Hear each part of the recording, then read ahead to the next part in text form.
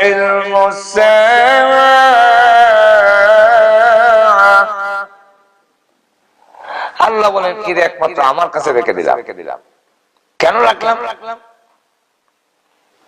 মরণ যে আসবে এটা নিশ্চিত, পৃথিবী যে ধ্বংস হবে এটা নিশ্চিত। আপনার বিশ্বাস হয়নি? আপনার যে মৃত্যু আসবে এটার মধ্যে বিশ্বাস আছে তো না? নদ নদী পাড়িয়া যখন এই যুক্তরাষ্ট্রে ইউকের মধ্যে, যুক্তরাজ্যে ইউকের মধ্যে এসে গেছেন, এই কারণে মনে হয় আর মরণের সম্ভাবনা এরকম নাকি? আল্লাহ বলেন যেখানেই থাকো মরণ তোমার কাছে যাবে।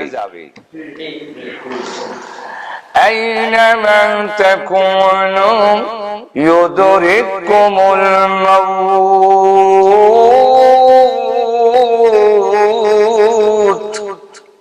যেখানেই থাকো, শক্ত ঘাটির ভিতরে থাকলেও, নিশ্চিত কোন বেষ্টনীর ভিতরেও যদি থাকো, মরণ তোমার কাছে যাবে। কি বলেন? অন্য আয়াতের মধ্যে বলে قل إن الموت الذي تفرون منه فإنه ملاقيكم।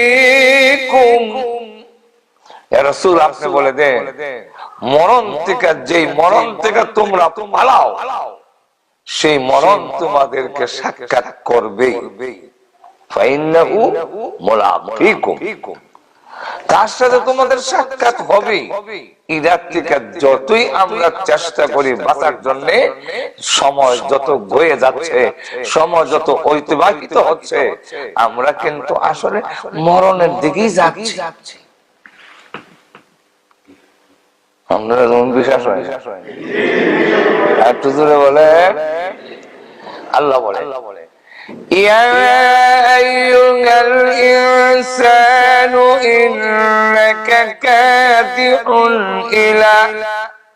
ইলা রাব্বিকা কাদআন ফামুলাকি।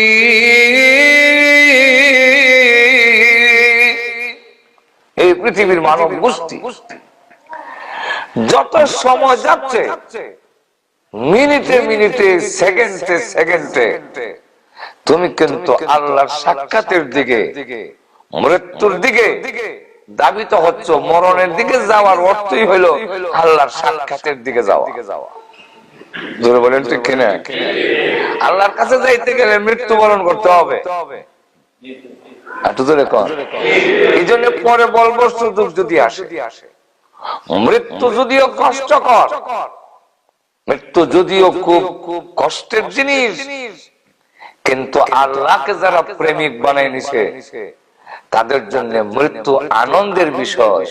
কারণ এই মরণ না হইলে আমি আমার প্রেমিকের কাছে যাইতে পারি না। অতএব প্রেমিকের কাছে বা প্রেমিকার কাছে যাইতে গিয়া মাঝখানের যত কষ্ট, সেই কষ্ট প্রেমিকের জন্য কষ্টকর হয় না, আনন্দের হয়। আর একটু জোরে বলেন। আর যখন নাকি যার কাছে যাবেন সেটা যাওয়াটা মন চায় না, যাইতে হইতেছে, তখন তার সফরটা সামান্য কষ্টের হইলো এটা অনেক বিশাল কষ্টের কারণ হয়।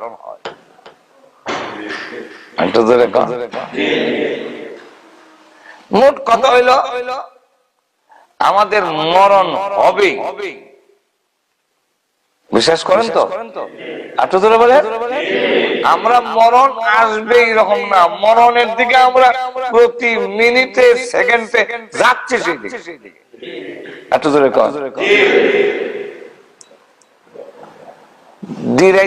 এক মেয়ে বিয়া দিছে একবারে কুলঞ্চ। তো দিরাই শহর থেকে এই মেয়ে এই গেল যাইতে চায় না স্বামীর বাড়ি। এখনো বাথরুম থাকার ঘর তেমন উন্নত হয় নাই, খুব কনজাস্ট জায়গা, এখন এই অবস্থায় যাইতে চায় না। তো স্বামী আরেকদিন আসছে তার ওয়াইফকে নেওয়ার জন্য, একটা নৌকা নিয়ে আসছে, ইঞ্জিন চালিত নৌকা। দূরে একটু নৌকাটা রেখে পরে শ্বশুর বাড়িতে এসে খাওয়া দাওয়া করার পরে রাত যখন গভীর হয়ে গেছে, রাত 1টা হয়ে গেছে, তখন লোকজনকে বলতেছে, ওয়াইফরে বলতেছে যে একটু গরম তো দেখা যায়, চলো না একটু নদীর পাড়ে দেয়া। ওই যে আপনার চণ্ডীপুর নদীর পাড়ে হাঁটা, চলো একটু নদীর পাড়ে হাঁটি। বউ মনে করছে ঠিক হই, চলো একটু গরম, কেউ যেমন নাই, মানুষ ঘুমাই গেছে, আমরা দুজন একটু হাঁটি। কিছুদিন যাওয়ার পরে স্বামী তারে উঠাইয়া আমরা সিলেটের বাসা ওয়াইসা নৌকা তুলে দিছে। এখন ড্রাইভার ইশারা দিছে ইঞ্জিন স্টার্ট দাও। এখন যেই মাত্র ইঞ্জিন স্টার্ট দিয়া কুলঞ্জের দিকে নৌকা ছেড়ে দিছে স্বামীর বাড়ির দিকে, মহিলা তখন বুঝতে পারছে আমারও তো লয়ে যেতেছে গা, তখন সঙ্গে সঙ্গে নৌকার যে মাঝখানে থাকে খাট, মাঝখানে এদের গুড়া, বুঝেন কেন জানি না, ওই গুড়ার মধ্যে ধইরা স্বামীর বাড়ির দিকে ফিস দিয়া সে বলতেছে, যতই তুমি নৌকা চালাও আমি কিন্তু যাব না। আমরা ঘুমাই আছি, আমার কথা বুঝেননি। সে স্বামীর বাড়ির দিকে ফিস দিয়া আর বাপের বাড়ির দিকে মুখ করে গুড়া শক্ত করে ফেস দিয়া তৈরি কর, যতই চালাও আমি যাব না। আমি আপনাদের কাছে জানতে চাই, সে তো বলতেছে যাবে না, কিন্তু যাইতেছে কিনা? আর একটু জোরে বলে। আচ্ছা, সে কি তার স্বামীর বাড়ির দিকে যাবে না যাইতেছে? একটু জোরে কন, যাবে না যাইতেছে? যাইতেছে, যাবে না, সে তো যাইতে আছে, কিন্তু তার সাজ চলনে কি বুঝায়? যাইতেছে, যাইতেছে কিভাবে? এটার কারণ হইল যাইতেছে কেমনে? যে নৌকার মধ্যে সে বসে আছে এই নৌকা তো যাইতেছে, এখন ঠিক কিনা?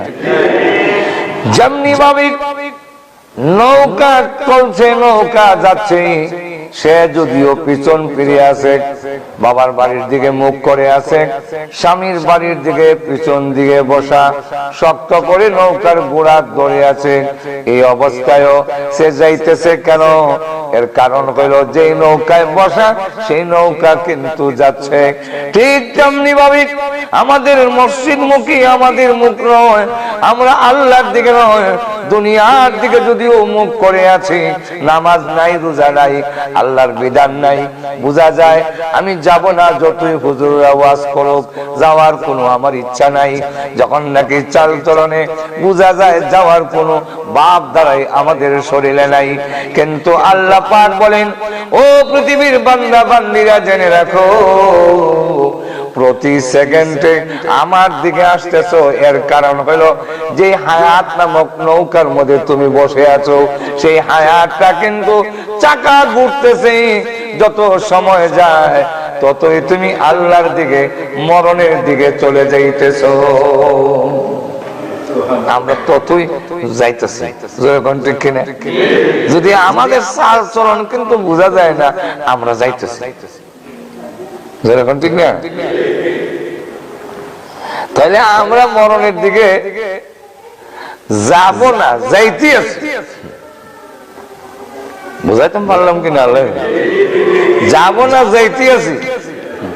একটু জোরে কন। মৃত্যুবরণ করতেই হবে, কিন্তু কখন করব দুনিয়ার কেউ জানে না, নবীও জানেন না। বিশ্ব নবী রাহমাতুল লিল আলামিনের কাছে জিবরাইল আসলেন। মিশকাত শরীফে এবং মুসলিম শরীফে হযরত ওমর ইবনুল খাত্তাব রাদিয়াল্লাহু আনহু থেকে বর্ণিত হাদিস। এই হাদিস প্রসিদ্ধ হাদিসে জিবরাইল নামে, এটা প্রসিদ্ধ হাদিস, সহিহ হাদিস। আল্লাহর নবীর কাছে জিবরাইল আসলেন মানুষের সুরত ধরে, মুসাফিরের বেশে, কিন্তু মুসাফিরের কোনো ক্লান্তিতা তার গায়ে নাই। মুসাফির হইলে যেভাবে ক্লান্তিতা থাকে, কাপড় চোপড় ময়লা থাকে, এমন কোন ক্লান্তিতা নাই। নবীজির সামনে নামাজের সুরতে বসে প্রশ্ন করেন।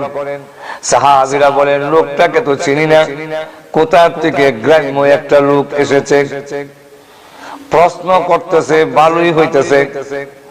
এমন প্রশ্ন করতেছে যেইগুলা নবীর শান মর্যাদার কারণে আমরা প্রশ্ন করতে সাহস পাই না, যেগুলা আমরা ডরে বয়ে রাসূলকে জিগাই না, বেয়াদবি হয়। আর গ্রামের লোকেরা অনেক সময় সে নবীর শান মর্যাদা বুঝে না। আমরা লেখাপড়া করার সময় দেখছি, যেই হুজুরের কাছে হাদিস পড়ি ওনার বয়ে আতঙ্কিত। গহরপুরের রাহমাতুল্লাহ আলাইহির কাছে হাদিস পড়ছি, বয়ে কোনো কিছু প্রশ্ন করতাম না, কি জানি বেয়াদবি হয়ে যায় কি। ঠিক না?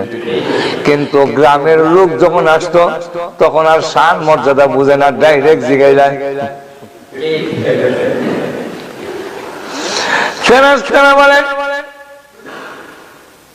সাহাবীরা বলেন, কোথাকার একজন মুসাফির এসেছে, নবীকে যেইভাবে প্রশ্ন করতেছে আমরা এইভাবে করতে পারি না, কিন্তু উনি যেই প্রশ্নগুলো করছেন এই প্রশ্নগুলো আমাদের ভিতরেও জানার আকাঙ্ক্ষা, আগ্রহ। সুতরাং ইবাদা প্রশ্ন করণে ভালো হইছে।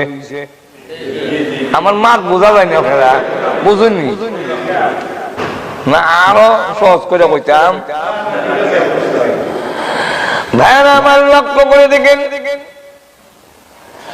রাসূলকে যখন প্রশ্ন করেন, নবীজিকে প্রশ্ন করেন, আখবিরনি আনিল ইসলাম, ইসলাম কাকে বলে ব্যাখ্যা দিয়ে আমারে বুঝান। সাহাবীরা বলেন, ইসলাম কারে কয়? এই কথাটা তো জানার আগ্রহ আমাদেরও ভিতরে। এরকম ঠিক না? রাসূল জবাব দিলেন, উনি বলেন, সাদাকতা, ঠিক বলেছেন। সাহাবীরা বলেন, আজাবনা, আমরা আশ্চর্য হয়ে গেলাম। ইয়াসআলুহু ওয়া ইউসাদ্দিকুহু, এইবার নিজেই প্রশ্ন করে আবার নিজেই কয় ঠিক কইছেন। তে তো বোঝা যায় জানে। জানে যদি প্রশ্ন করে, এখানে জান্না প্রশ্ন করে কেন? প্রশ্ন করার তো উদ্দেশ্য হলো জানতো। আমাদের দেশে প্রশ্ন করার দুই পদ্ধতি, একটা হলো জানার জন্য প্রশ্ন করে, আর একটা হলো মোল্লারে আটকাইতো প্রশ্ন করে। প্রশ্ন শেখার থেকে শিখছে কারি আমরিদ্দির কাছ থেকে। কারি আমরিদ্দির যদি কারি সাহেব ডাকে তাহলে কারির শব্দের কলঙ্ক। আর তো ধরে কন যে বেটা গান গায়,